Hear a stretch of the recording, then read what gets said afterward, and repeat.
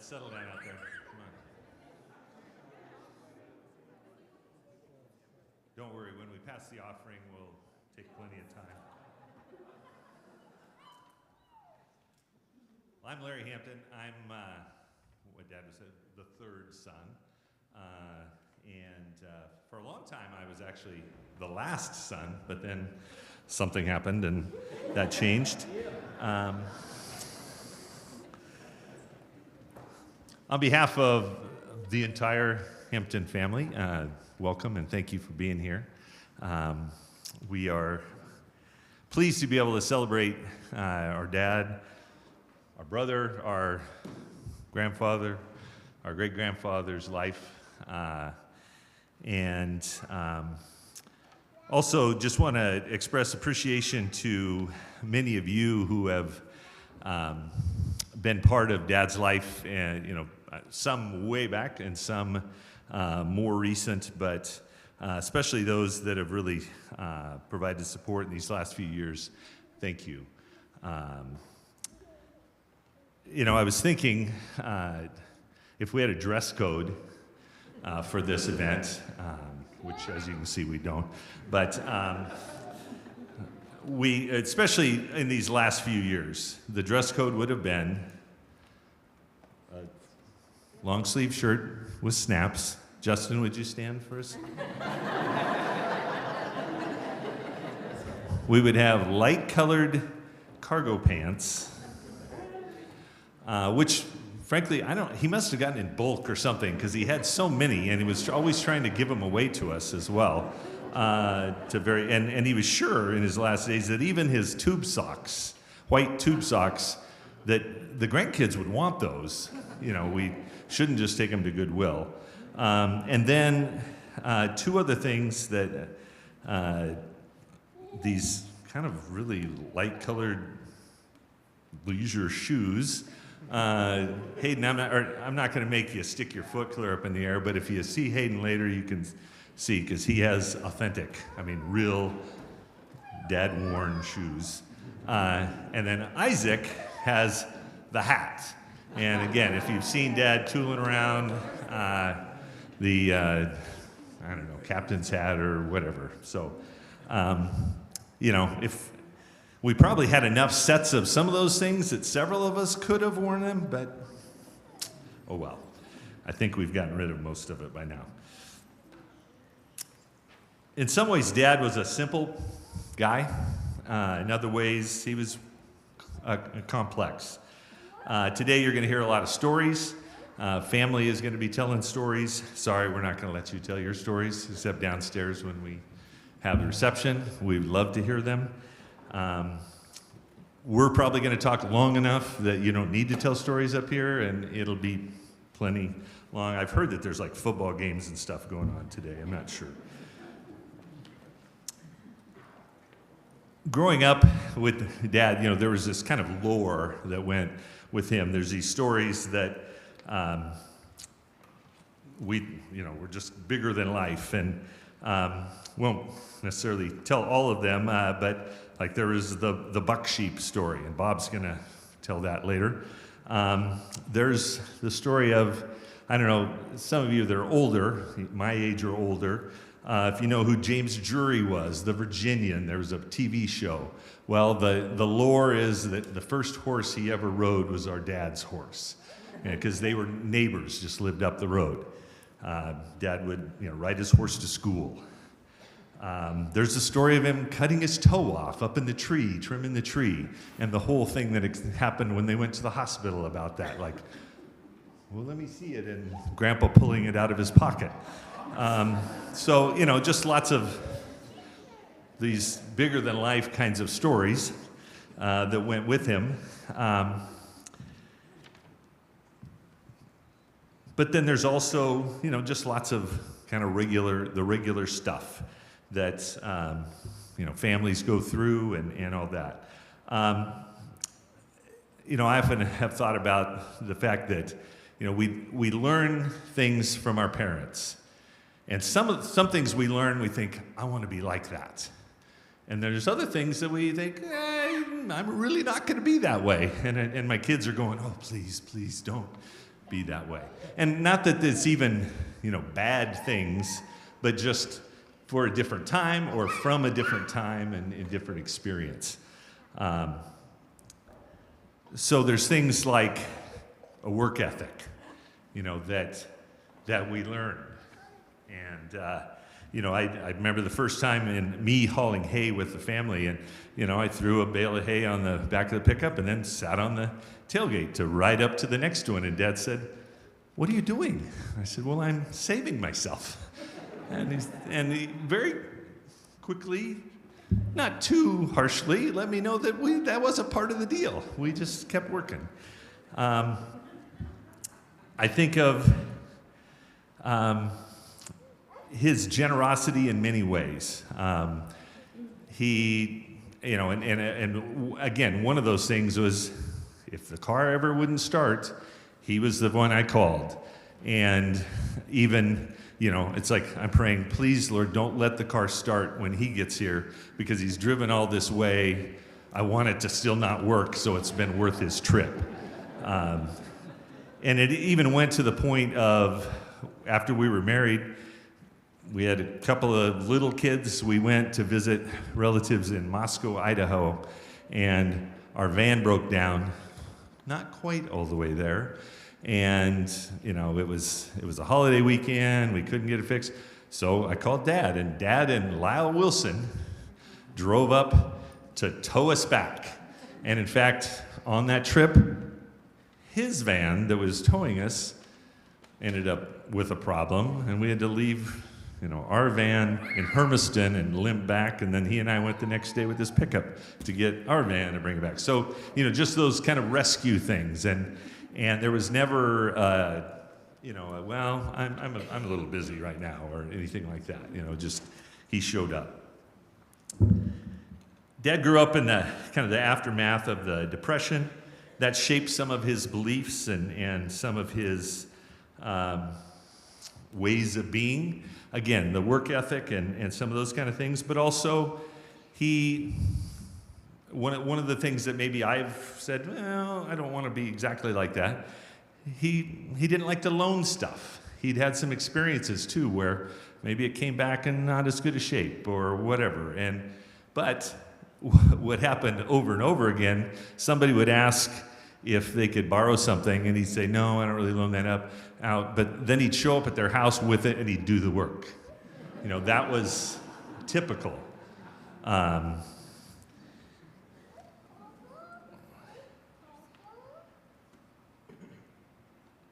had an interesting relationship with rules.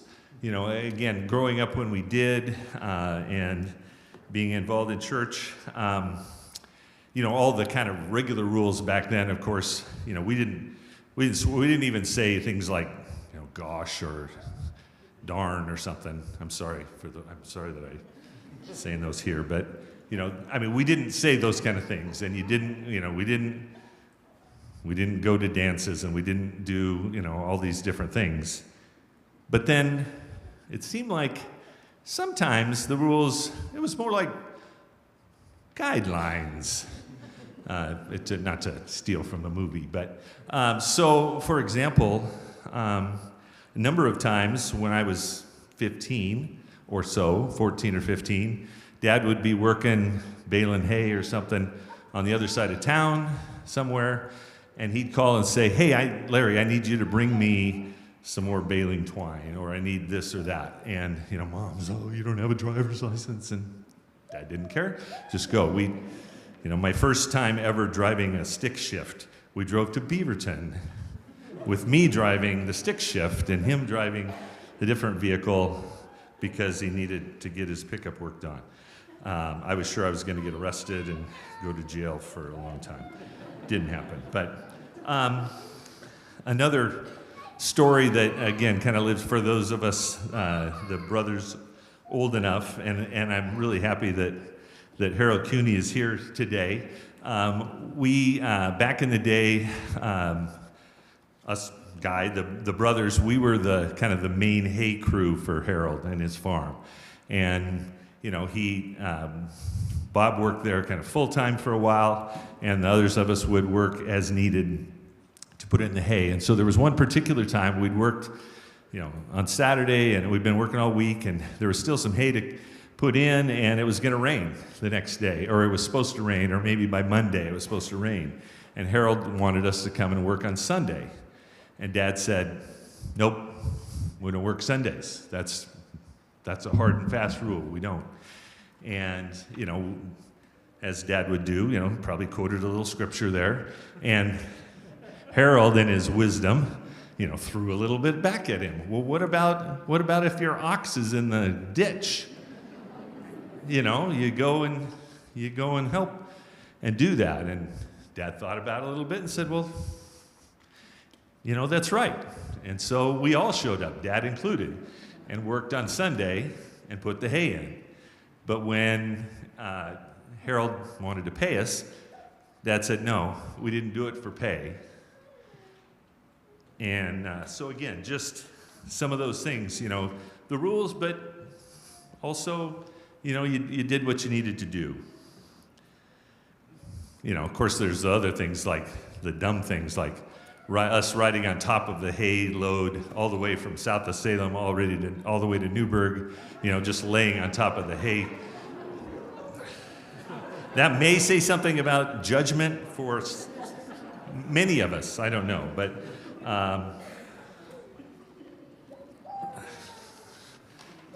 believe it or not, I'm not exactly sticking to my insert here. Dad didn't do anything by halves. It was worth doing. He did it 100%. And this included his Christian life, which meant, back in the day, we were at church, of course, twice on Sunday and Wednesday nights. He was happy to share his faith wherever he went, along with pictures of us. It could be at a gas station. It could be who knows where. We were a little chagrined about that often. Dad, come on, let's go. Later in life, sometimes it felt a little bit like we were, every conversation was a little bit of a sermon, which we didn't always appreciate at the time. But we also knew that it came from both his love for us and, just his desire to make sure that, we were all kind of right with Jesus, because he was afraid he's moving on, he's going to be gone. And so, it's a little hard to be completely mad at him when he would do that, but, I just kept, or our entreaty to him was, just keep praying for us every day, like you've always done. That's really the best thing you can do. Dad liked treats. And, for a long time, if you rode with him in the car or pickup or whatever, especially in the pickup, there's always a bag of what he called suck candy. Okay, and suck candy, it isn't because it sucks. It's because you suck on it. And the reason he had it was to keep him from falling asleep. So it was the thing, the individually wrapped thing, like the butterscotch and the whatever, those kind of things. Mostly the ones that tasted really bad. But then he also, he always had no-dos. And, to make no-dos is caffeine. But to make it even better, he would either suck them or chew them, because it tasted so bad, it would help him stay awake. In later years, he had high chews, and there's stories in our family about things he would say about high chew. He was just so enamored with them. My son-in-law would attest that, you could put one up in your cheek and gum, and it'll take you all the way from Newberg to Salem. Personally, I've never made one last that long. I've never gone more than a couple minutes, but they are good. In the last few months, years, whatever, Dad seemed to be revisiting old things that he remembered well, so we, I won't give the whole description of it, but at some point he came up, he wanted this certain kind of peanuts, and there, again, some of you will never heard of them, but French burnt peanuts. And you can really only get them like at Winco in the bulk section anymore. But, he wanted those. And, what would often happen is he'd want something like that because he remembered, those were so good back in the day. And we'd get them, and he'd eat like 3 and go, and give them to somebody, give them to one of the grandkids or something. But again, there's good in that. Like, I love payday candy bars, and he always, Ron would take him payday candy bars, so I'd make sure I grab when I could. One of the last thing, just in maybe a couple months before he passed, I'd been thinking about, he's a lot of time where he's just laying around, and we're sitting with him and talking to him, so that this would be a great time to ask him about, what would you like in your memorial service? Are there songs? Are there particular scriptures that were really meaningful to you that you'd like us to have as part of the service? And I guess he wasn't quite as maybe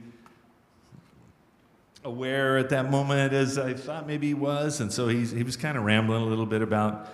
He talked about he and Karen, his sister, used to sing together some, and he and then I said, well, no, like a hymn or something, and maybe Long Black Train. And some of you probably don't even know what that is. Josh Turner was like a one-hit wonder, but I think we played it during the slides. It's an interesting song. Wasn't quite the hymn that I was thinking of. We're not going to sing it together, but that was the one thing that he said maybe he would like to have. So, who knew? Again, want to thank you for being here. We're gonna hear from several family members, so let's just pray for a moment. Lord, thanks for Dad. Thanks for his life, the things he did teach us, whether they're things we want to be or things we don't want to be. That he was present and he was consistent. And he loved you, and he loved other people too, and always was trying to reach out to others. We're just thankful for his life, thankful for these folks that are here today to help us celebrate, and just let us celebrate him well, and thankful for that he's at peace now, and that is not stopped up by an old body that won't do what he wants it to do. In Jesus' name I pray, amen.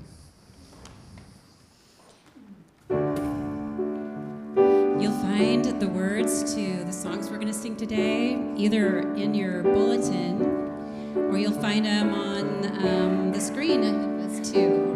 And if you wouldn't mind, please stand if you're able. My hope is built on nothing less than Jesus' blood and righteousness.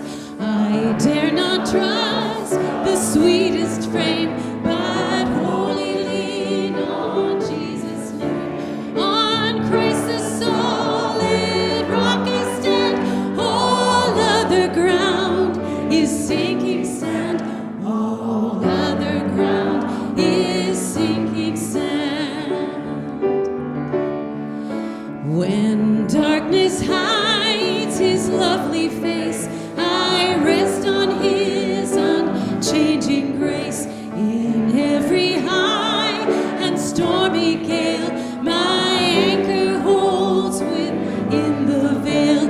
On Christ the solid rock I stand. All other ground is sinking sand. All other ground is sinking sand.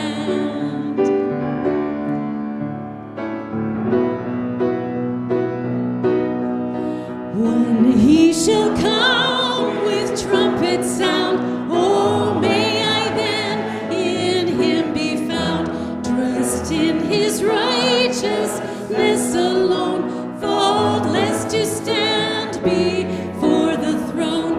On Christ the solid rock I stand. All other ground is sinking sand. All other ground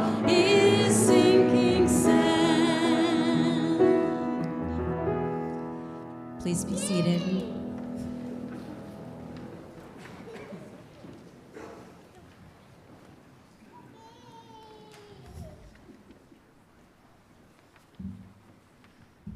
Hello. I am Anne Hampton Wilson, and I am a granddaughter of Marvin and Maribeth. We wanted to share this psalm with you today. It's Psalm 100. Shout for joy to the Lord, all the earth. Worship the Lord with gladness. Come before him with joyful songs. Know that the Lord is God. It is he who made us, and we are his. We are his people, the sheep of his pasture. Enter his gates with thanksgiving and his courts with praise. Give thanks to him and praise his name. For the Lord is good, and his love endures forever. His faithfulness continues through all generations.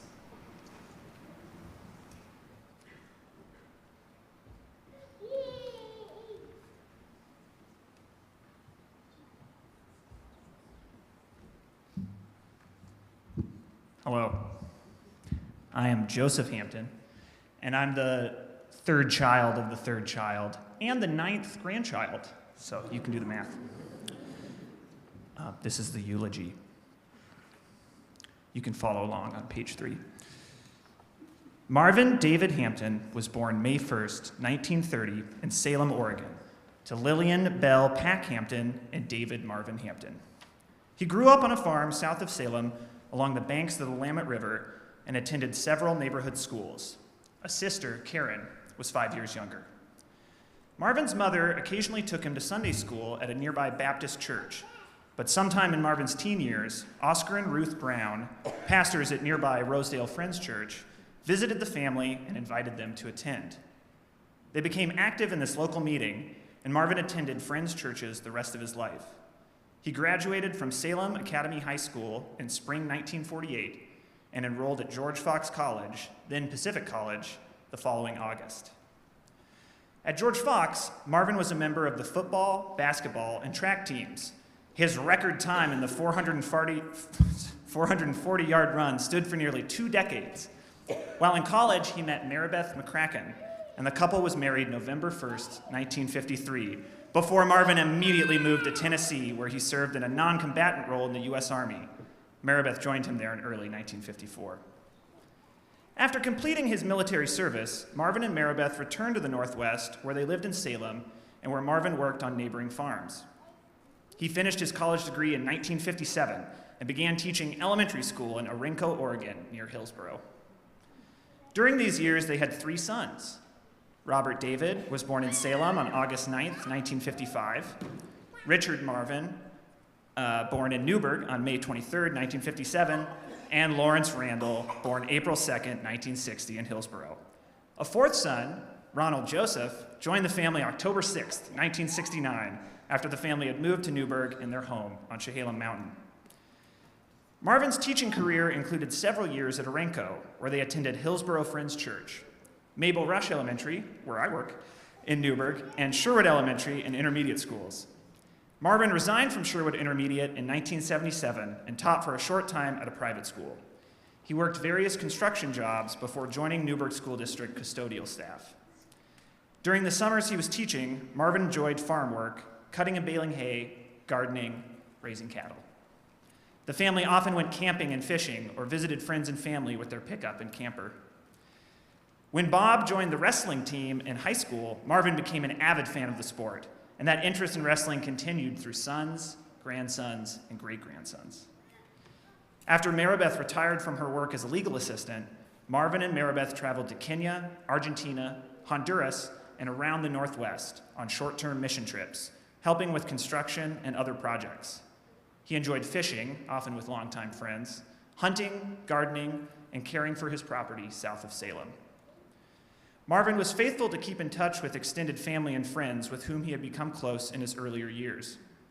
He prayed for them and often shared his personal faith in Christ. To his children's chagrin, he was always ready to share photos and stories of his immediate family with anyone who would listen. Students remember trying to get him to tell stories about his life to distract him in the classroom. he could talk to just about anybody.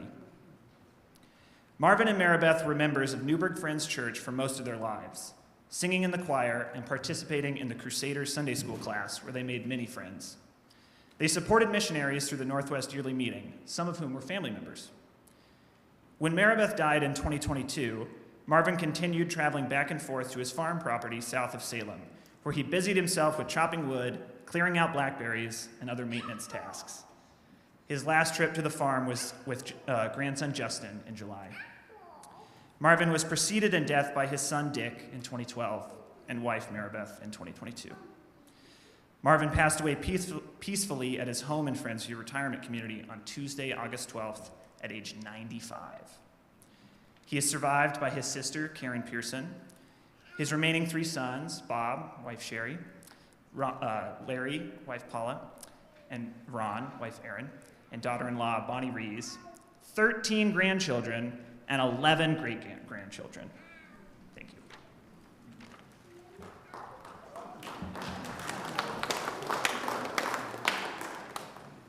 I don't think we can really sit down and sing Leaning on the Everlasting Arms. So if you wouldn't mind standing again.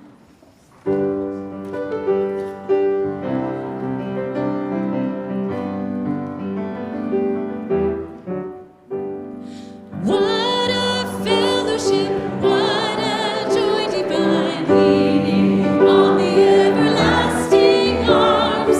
What a blessedness, what a peace is gone, leaning on the everlasting arms. Leaning, leaning, safe and secure from all alarms. Leaning, leaning on the everlasting arms. Oh, how sweet to walk in this pilgrim way, leaning on the everlasting arms. Oh, how bright the path grows from day to day, leaning on the everlasting arms. Leaning, safe and secure from all harms. Leaning on the everlasting arms. What have I to dread? What have I to fear? Leaning on the everlasting arms.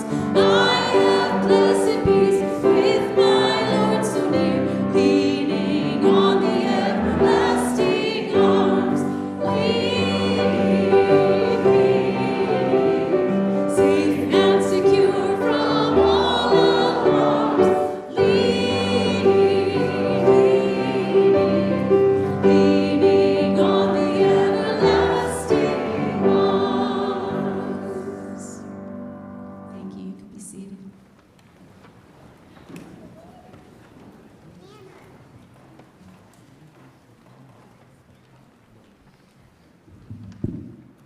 Thanks. I'm Sherry Hampton, Marvin's daughter-in-law, one of them. This time of reflection gives the opportunity to remember the core or the heart of Marvin's life, his relationship with Jesus, his Lord and his Savior. We knew Marvin well enough that there's no doubt, like we've just sung, that his firm faith and his hope was in Jesus. And we celebrate the long life here that God granted to him. But it's also appropriate that we acknowledge our grief, that we're not going to see him anymore here, this side of heaven, that he's died, and he's just not with us physically. To pretend it's no big deal when we experience separation and death is somewhat of a whistling past the cemetery. We just ignore it, but that's not true. So for us to acknowledge it is the good and right thing to do. We grieve for what was, the good times, and the memories that we shared with him, and for what is, a reminder that the world for us has changed, and what will be, that our future is not exactly the same because our loved ones are not part of that right A very favorite Bible verse that we all love is John 11:35, Jesus wept. It's fave. Jesus felt sorrow in the death of his friend Lazarus, even knowing that he would be coming back to life. I wonder if he wept for Lazarus, or if he wept for us. Did he weep for us all, sharing in our experience of grief? Yet Jesus knew he alone would soon be hope's fulfillment with his own sacrifice. He said to Lazarus' sister Martha, "I am the resurrection and the life. He who believes in me will live even though he dies, and whoever lives and believes in me will never die." John 11:25. So we have the benefit of seeing how this plays out, this grieving yet with hope business. 1 Corinthians 15:54 says, "When our perishable earthly bodies have been transformed into heavenly bodies that will never die, then at last the scriptures will come true. Death is swallowed up in victory. O death, where is your victory? O death, where is your sting?" For sin is the sting that results in death, and the law that gives sin its power. How we thank God who gives us victory over sin and death through Jesus Christ our Lord. And the passage ends with the "now what" response. So, my dear brothers and sisters, be strong and steady, always enthusiastic about the Lord's work, for you know that nothing you do for the Lord is ever useless. Larry mentioned this. We found the old newspaper article that reminded us that Marvin had run track and the 220, 220, 440 broad jump and placed second in the high jump. But now Marvin has finished this good race that was set before him.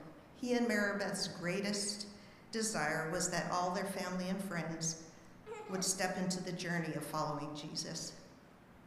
And we each have our own course to run. For some it's a sprint, and other it's a marathon. But whichever, I think that Marvin would be pleased to know that we love and honor him for his legacy and for setting his eye on the prize of trusting and following Jesus. Philippians 3:13 says, "Brothers, I do not consider myself yet to have taken hold of it, but one thing I do, forgetting what is behind and straining toward what is ahead. I press on toward the goal to win the prize for which God has called me heavenward in Christ Jesus." So while sorting Marvin's things, several recent moves, we found scraps of paper here and there where he had written Bible study notes that he had been working on, showing that even at the end of his life, his desire was to continue learning and following God. Marvin and Maribeth's wedding anniversary is November 1st, and Maribeth told me that Marvin, he was home from leave, or from the Army, from Tennessee, and they were planning to get married on Saturday until she realized that it was October 31st, Halloween. And she said, no, I'm not going to be doing that. So they got married on Sunday, November 1st, which is All Saints' Day. So at the end of our time together today, when we're all done, we'll sing a song written nearly 100 years ago, Saints of God. It was written the year before Marvin and Maribeth were born. It tells about the everyday saints through the years who have given their lives to Christ, not only about the sacrifice, but the great privilege of an abundant life with God. And the message reads, Romans 12:1 reads like this: "So here's what I want you to do, God helping you. Take your everyday, ordinary life, your sleeping, eating, going to work, and walking around life, and place it before God as an offering. Embracing what God does for you is the best thing you can do for him." What an excellent way to go from here into the days ahead and experience the God of all comfort as we journey forward. So now is the time for some family sharing. I'd invite Aunt Karen. Do you want to start? Come up to the podium, yeah. And then you can start.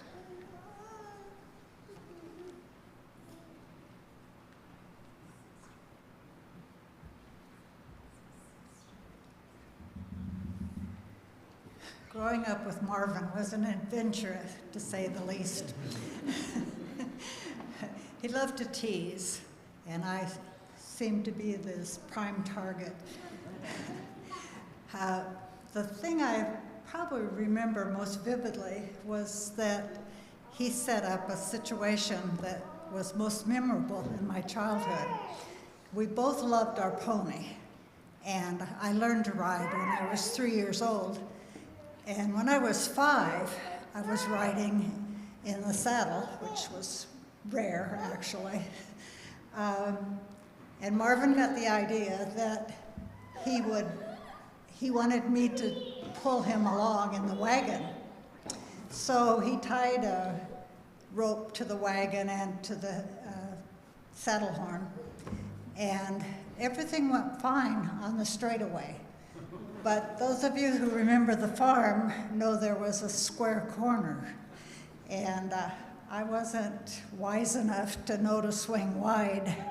So when I cut the corner, he jumped out, and the wagon turned over, and the horse was scared to death because it rattled in the gravel and made a horrible noise. So she flew down past the house, through the barnyard, past the barn, and there was a 4-foot barbed wire fence. She jumped it.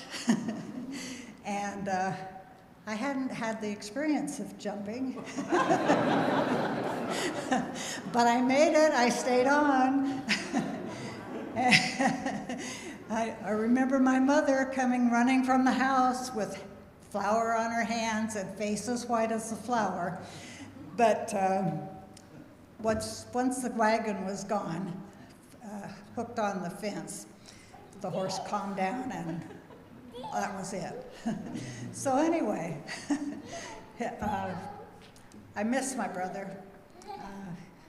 I loved him very much, and I'm happy that he's with God, and I know that he would be thrilled to see Marybeth and Dick again, and Dad and Mom. So, thank you.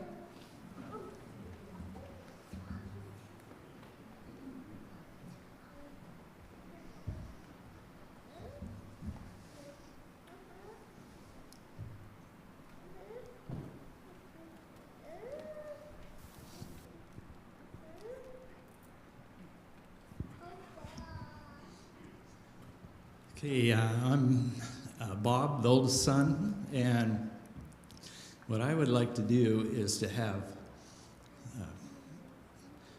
great-grandkids and grandkids who want to come up here, and I'm going to tell you a story. It's a grandpa story.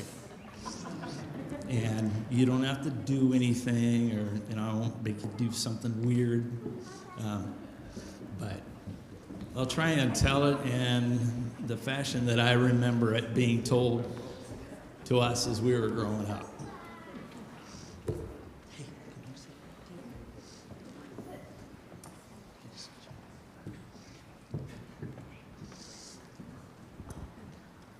And the rest of you get to just listen in on what my bedtime was like.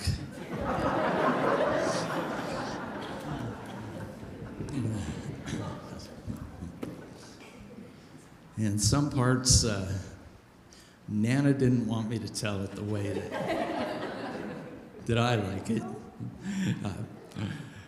So this is about when Grandpa was a boy, probably in maybe middle school age, that he would walk to and from school. I mean, there's sometimes he'd ride a horse, but I think at this age he was maybe walking, and it was close enough to home, probably only 10 miles through the snow. And one day, he's on his way home from school, and he decided to take a shortcut because it was going to just take too long to go on the road, which went way far around the edge of the farm. And so he decided to jump the fence and cut across a neighbor's property and then jump another fence into their property to get home. So he crawled over the fence and heads off through the field. And he'd gotten a little ways, and he realizes, oh, there's a flock of sheep that belonged to the neighbor, and which was fine, except that the buck sheep, he's the ram, he's the mean one, and he doesn't want anyone walking through his field. And so he started chasing Grandpa, and Grandpa takes off running, and just before the sheep could get him, he jumps up onto a stump. And the sheep jump up on the stump a little bit, and he didn't want Grandpa to get off that stump, and he'd just walk around the stump. And Grandpa would try and run to the other side of the stump, lean down. Sheep would jump up there, brr, brr. And so he'd looking around, where's a stick or something? Nothing. So after a while, he started worrying, I'm not going to be able to wear out the sheep. He's still going to keep wandering around this stump until I get off of here. And he began to get worried because he was going to get home late. And he was supposed to be feeding their own animals. He had sheep and chickens and cows to feed. So he said, man, I don't want to get a licking. I gotta get home. So he realizes the only weapon I have is this belt. He had this thin red leather belt. And so he takes that off, leans down, gets down on his knees, leans over the edge of the stump. As that old buck sheep jumps up there, he slips that belt right around his neck and cinches it up. And he just tight as he can get it. Sheep's eyeballs are starting to pop out, and it's good. Can't breathe. All of a sudden, the sheep, he just kind of leans over like this. Grandpa lets him fall to the ground. Grandpa jumps off the stump, runs to the fence. The sheep is breathing by then, but he can't get up fast enough to catch Grandpa. Grandpa jumps over the fence, heads on home, does his chores. The buck sheep lives for another day to harass someone else. So that was, if you're getting sleepy, it's working for you too, just like it always did for me when I was going to bed. So anyway, that's the buck sheep story. And you guys can go ahead and be seated.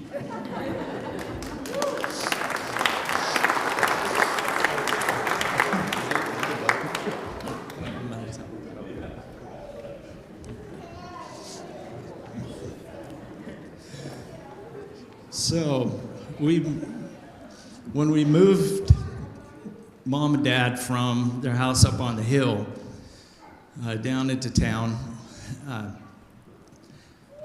we're trying to get rid of all these things and that,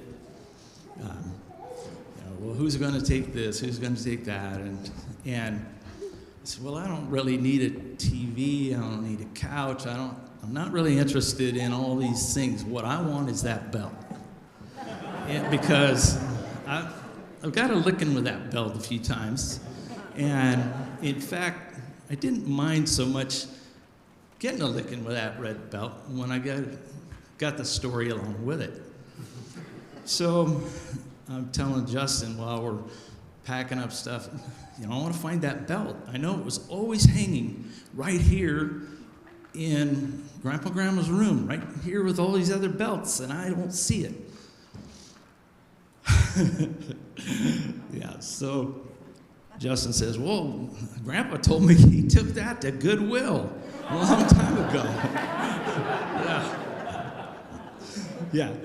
So I could have a TV or I could have a couch, but the one thing I wanted was the memory from that red belt. So if any of you are at Goodwill, you see a thin red leather belt, you get that. You've got some Hampton family history right there.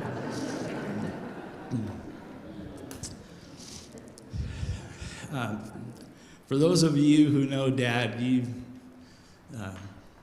know that this statement that I usually say about Dad is true. Dad never left anything unsaid.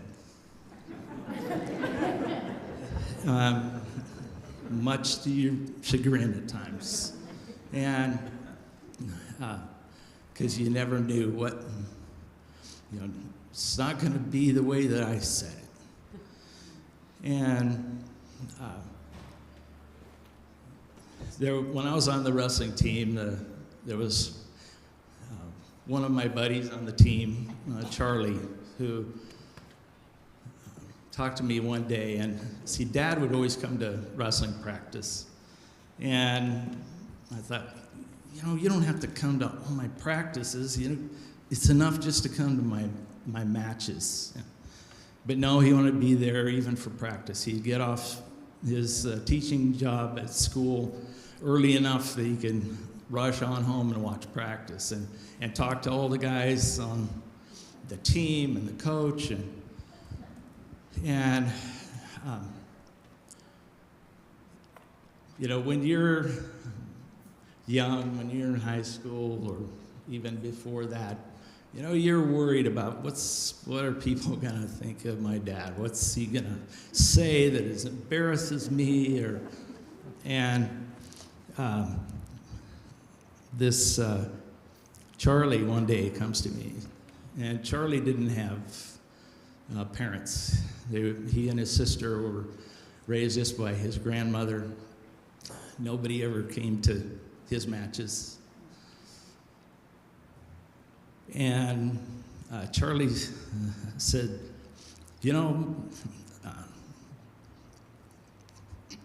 I sure wish I had a dad like your dad. And at that point, it at least caused me to think about it. But then in the years to come, it means even more, because you realize that all the things that you're afraid of, what are people going to think of me for something that embarrasses me that my dad said? And yet, here's this guy saying, I wish I had a dad like you have, who cares about you and shows up. And just about 3 years ago, there was a wrestling tournament that great-grandson Hayden was going to wrestle in at Pacific University over in Forest Grove. And Dad knew that I was going to go to that tournament, and so he wanted to ride. I said, yeah, I'll pick you up. So there were several family members going, but I drove just with Dad and I. And we get over there to the tournament, walk in, and the place is packed out. There's stands, but they're all full of people, and on the floor, standing around all the mats, is just full of people also. So after a while, Hayden hadn't been called up to wrestle yet, and so we're just waiting around for him to get the first call and the mat assignment. And we see a guy walking around. He's obviously intoxicated, and he just no one wants to talk to this guy because it's just so awkward. And so kind of a path clears wherever that guy walks. And kind of lost track of him after a while. And then we get the notice that Hayden's on, mat such and such. Well, that's clear over the far corner of the gym. So all the family starts gathering up to head over to there. Well, where's Grandpa? Where's Dad at? We can't find him anywhere. So, we better just go over there, and I'll record the match on my phone and show it to him if we can't find him. So as we're walking there, I think it was Christy pointed him out. Said, there he is. He's right here. Up a few rows in the stands, sitting next to the intoxicated guy, praying with him. And I said, well, I'm not going to stop him from doing that.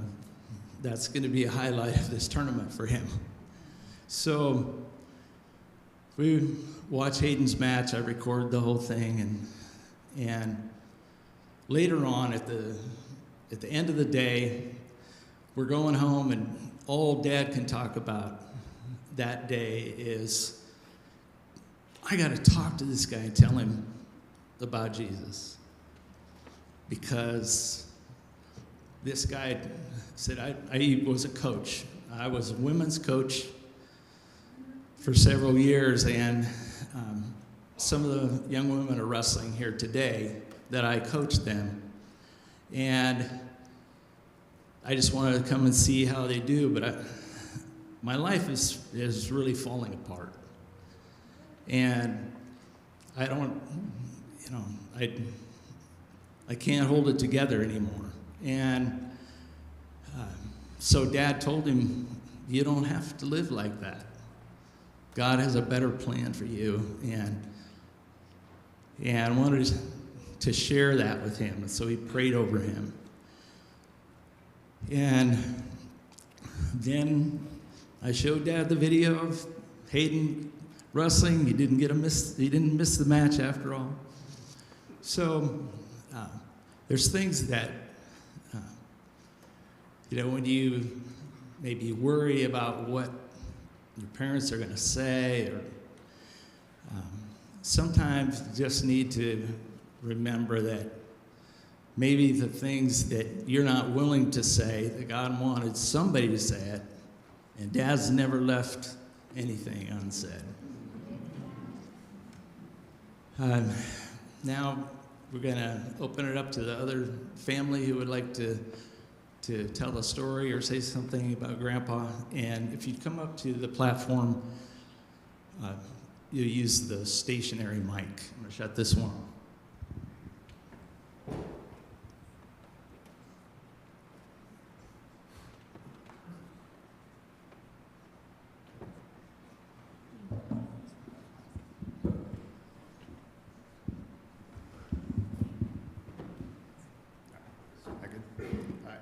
The same way that if you bring umbrella with you, and then you might not need it, I'm going to bring these up here with me just in case.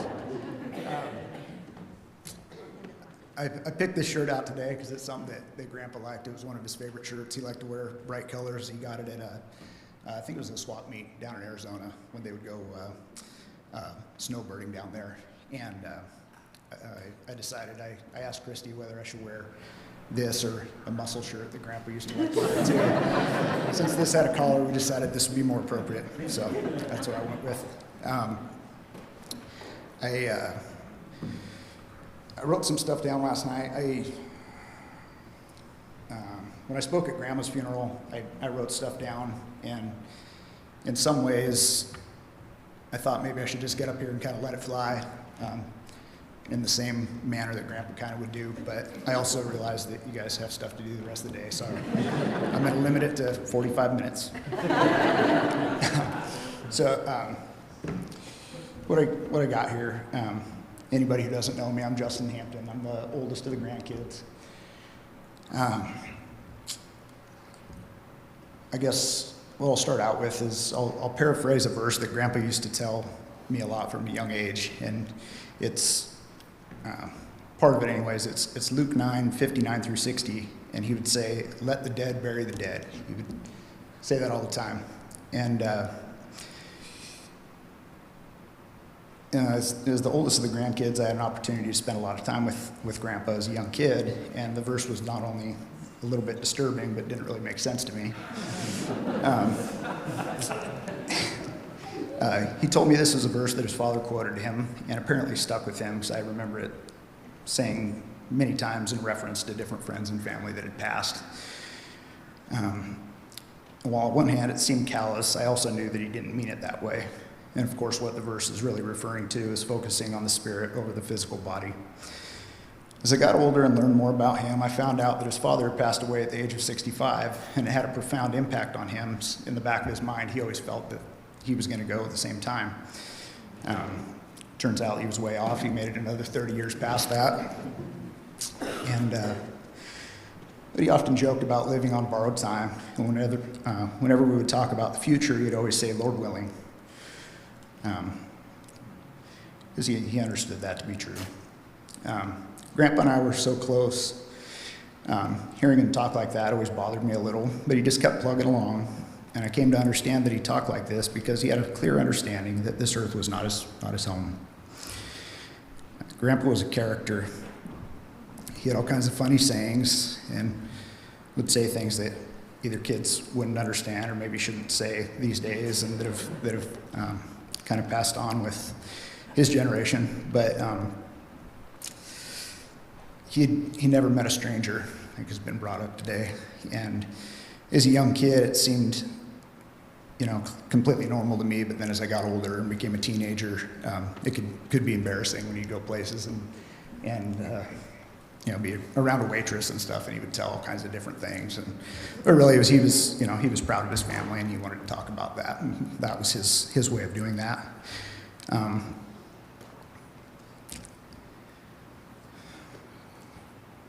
While he wasn't on social media, you might call him the original oversharer.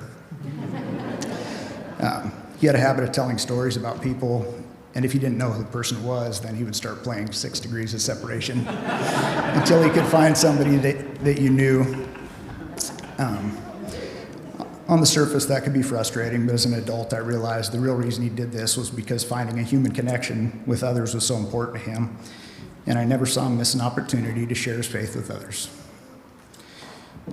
Grandpa loved to hunt and fish and spend time with family and friends, and would tell anyone who would listen about how proud he was of his family. As he got older, one thing he talked about a lot was the blessing and curse of outliving a lot of your friends and your wife. Fortunately for him, he was able to make new friends throughout his life, and when Grandma passed away, that was devastating to him, of course, and honestly, I don't know how much longer he could go on without her, and he seemed, he was really struggling at the time, rightfully so. And, he had a great work ethic, and he was that way right up to the end, but to his credit, he found a way to stay positive and busy at the farm and didn't sit around and feel sorry for himself, and Grandma would have been proud of that. When my dad told me that Grandpa had passed, it was heartbreaking, but to be honest, I've been mourning his loss in small ways for a long time. Watching him lose Grandma, it took a part of him, along with other physical limitations, and watching his physical body break down on him and doing things that he couldn't do anymore. He's always been able to do things for himself, and so that was hard. Each time I saw that, it hurt me. As he would say, the mind is willing, but the body is weak. Made it a little easier knowing he kept a positive perspective on this decline and had a sense of humor about it. And there was definitely hard times and growing pains along the way. This experience reminded me of a quote from the movie Field of Dreams, where Kevin Costner says something along the lines of, he was never able to forgive his father for growing old.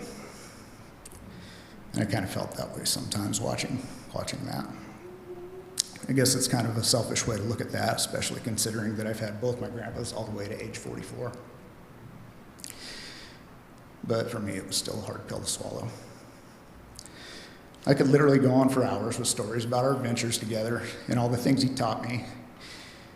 And even though you guys are a captive audience, I won't do that to you.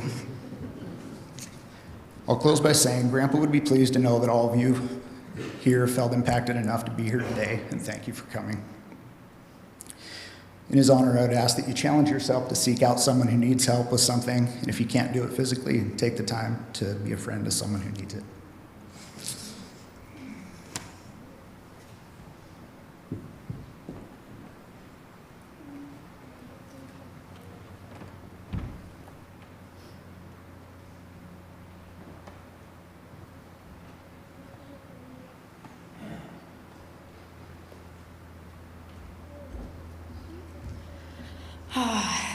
I do not like talking in front of people, but I have to tell you these things. So thinking about Grandpa in kind of disjointed ways, I told the students in my classroom about my childhood at the farm up there and how he showed me how to make the milk for the cows and go and take the time and show us how to feed the calves and the puppies and rabbits and all of the fun adventures up there. And just the way he lit up when I would come in the room, and he'd always, Annie, with the hugest smile. And people who call me Annie are going less and less.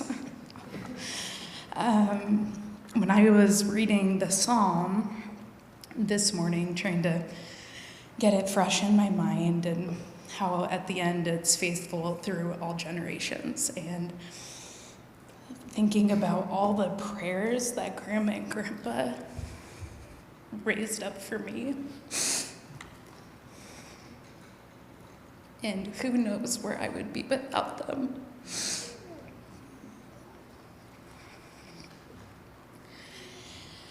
And just the challenge for us as the other generation is leaving, for all of us to be praying for each other and be faithful to do that, because even if a fraction of us are faithful to that, it would just take up a little part of the faithful prayer that Grandma and Grandpa gave for all of us.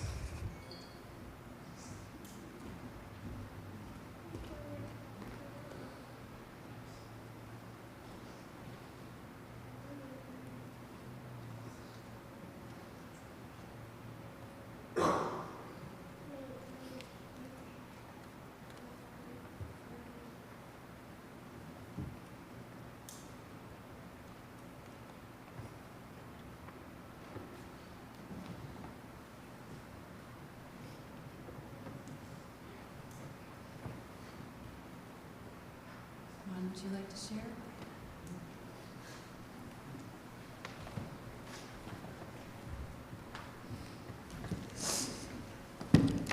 Bad sign.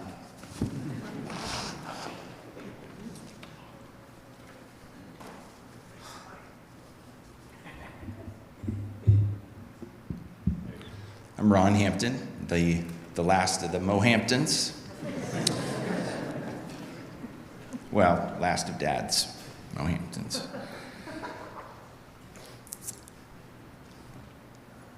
It's hard to be last in sharing. I guess it wasn't hard to be last in our family. I think I got all the good parts. Mom and Dad retired out of, they'd been worn down by years of requests, and so I got some of the things that my brothers never got to have, or privileges, I suppose, and so I appreciate that. So sorry, you guys. Growing up, I know our family didn't, you couldn't play cards. As gambling. We have pit and rook. Maybe those are the closest to cards, but not playing cards, because you know what that leads to. Couldn't have dice until was it the Wilsons who got mom and dad into playing the game 10,000, where you'd roll the dice, and if you get a 1 or a 5 or certain things you could, you're going for 10,000 points. So suddenly that was all okay. We could have dice if we're going to do that. I have a lot of things on my list that I, at least mentally, as people were sharing, I was going, okay, mention that one. So I'll try not to repeat myself, or the things that have been said. I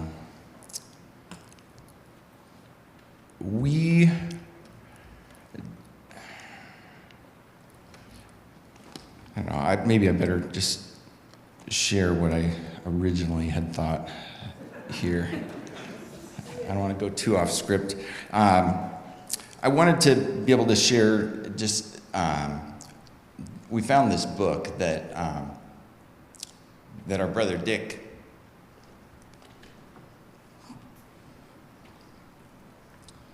that Dick had Dad fill out, which he didn't fill out a ton of pages, but the ones he did, it's fun to get little glimpses of how he thought and things of how he grew up.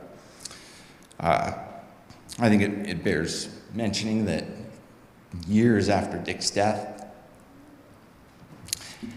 he's still adding to the emotional IQ of our family. I thought it was fun to read some of the parts Dad talked about riding a pony to school. Karen mentioned horse and all that. I think he said this was a Shetland pony. I'm guessing there's a million stories of Dad with animals. But he rode 3.5 miles in 3rd grade to school, cross country, and he had to open and shut 13 gates on the way there to school, and then another 13 on the way back. Kind of fun. I thought my 1-hour bus ride was rough growing up, but that's a little different.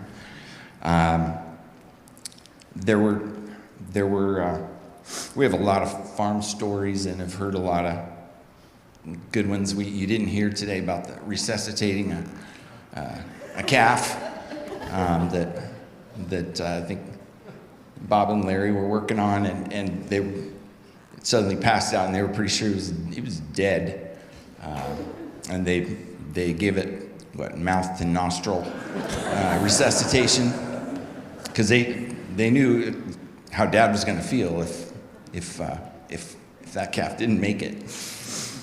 Dad knew his way around the farm. He somehow knew that I had been pinging our cows with my BB gun to see them kick. I thought it was kind of funny, but when Dad figured it out, I'm not sure exactly how he figured it out, but at one point when I walked down into the field and the cows ran away, so I got a licking after that one.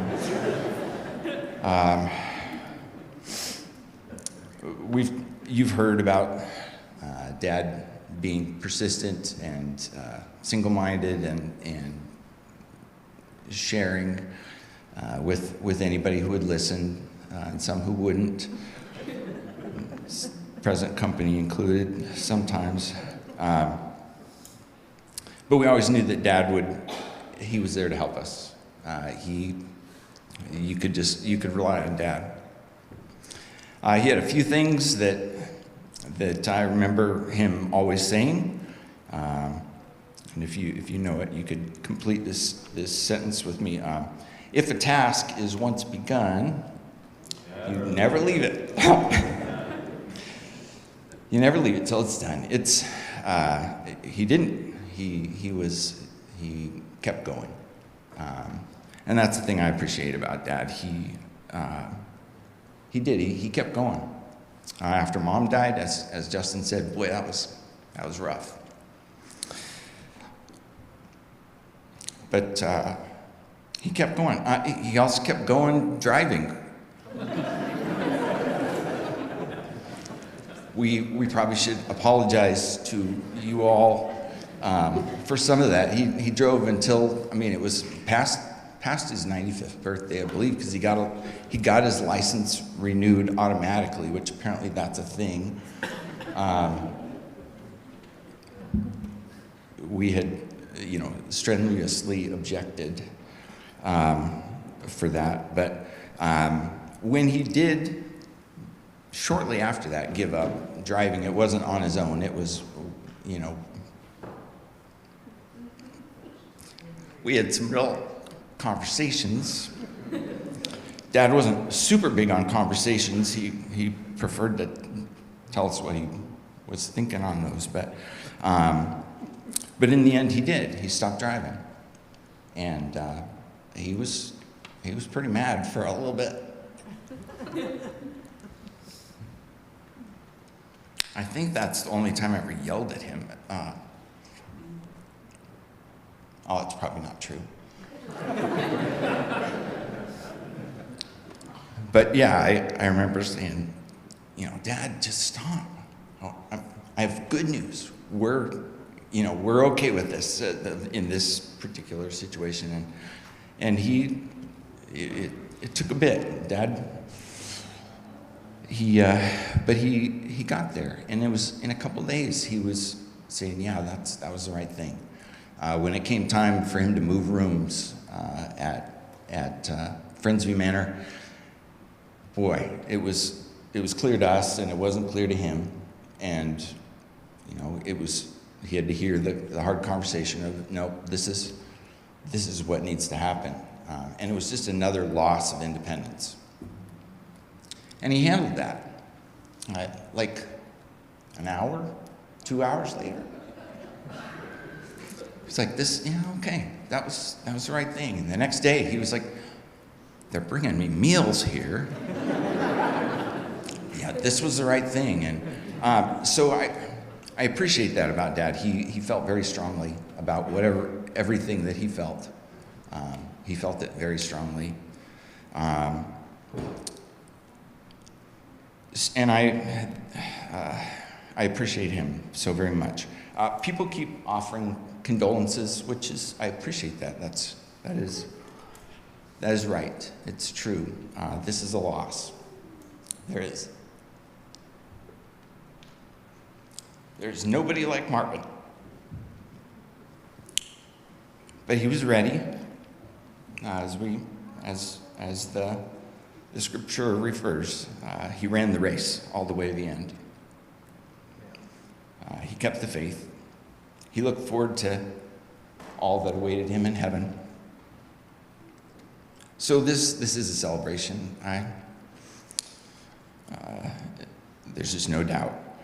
So in a moment, we're going to sing that song about saints of God, which I know was written before he was born. That was a long time ago, by the way. I will be thinking of him. He's very much one of the saints for me. Then we'll finish, and after that, we'll go down and do what you're supposed to do after every meal, event, gathering. You have dessert or snacks. I don't even know what's down there for us, but I look forward to us all being able to get together and share more stories. So thank you for joining with us, and then you lead us on, Bonnie. Maybe we'll stay seated for this one. And I know some of you know this song better than others, so I ask you to just sing out.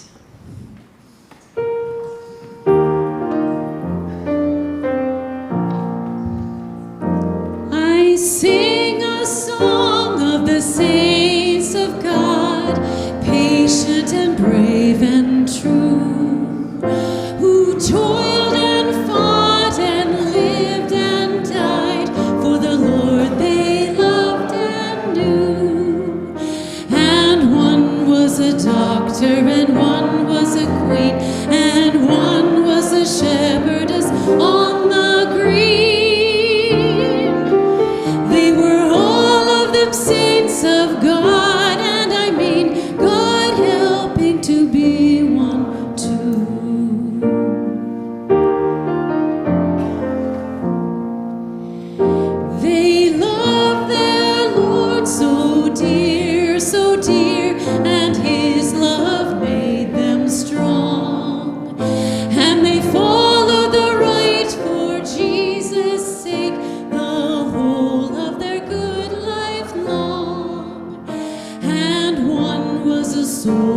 and one was a priest, and one was slain by a fierce wild beast.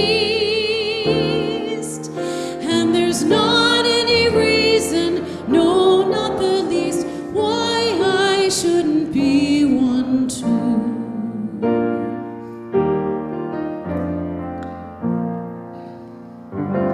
They live not only in ages past, there are hundreds of thousands still.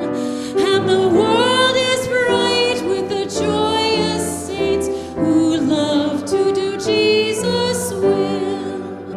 You can meet them in school, or in lanes, or at sea, or in church, or in trains, or in shops, or in tea. For the saints of God are just folks like me, and I mean to be one too. For the saints of God are just folks like me, and I mean to be one too. Amen.